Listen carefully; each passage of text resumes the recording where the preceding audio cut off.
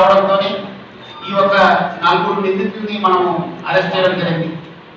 వాళ్ళ పేరు A1 Mohammed alias Arif, age 26 years, occupation lorry driver, is a resident of Jakluri Makthal mandal, Jakluri village, Makthal mandal, Narayanpet district.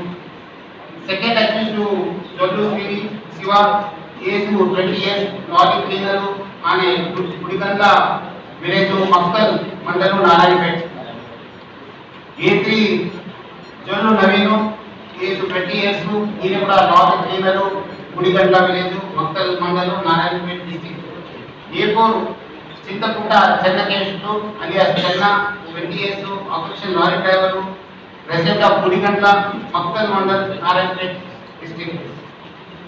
ఈ నాలుగు కూడా మెయిన్ గా ఈ లారీ పైన పనిచేసేవాళ్ళు.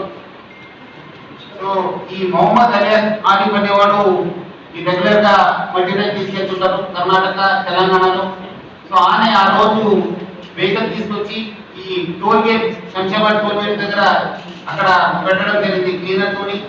సో ఆ క్లీనర్ పెట్టడంతో ఆ క్లీనర్ తో కాకుండా ఆయన ఊర్లో ఇక్కడ వచ్చే సమయంలో వాళ్ళు Jallu Shiva plus lorry driver, resident of Gudigandla, Maktal mandal, Narayanpet district. These people they usually take their load, the lorries to Karnataka and Telangana. So A1 Mohammed Arif Alias Arif, he went to Gangavati.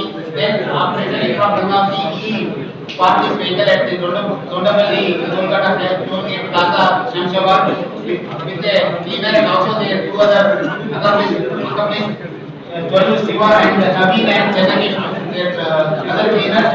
So on 27th, actually, he was supposed to deliver the food, but because the person who had to receive the foods did not receive his call, so they had to wait. So these people, then they saw on the same day.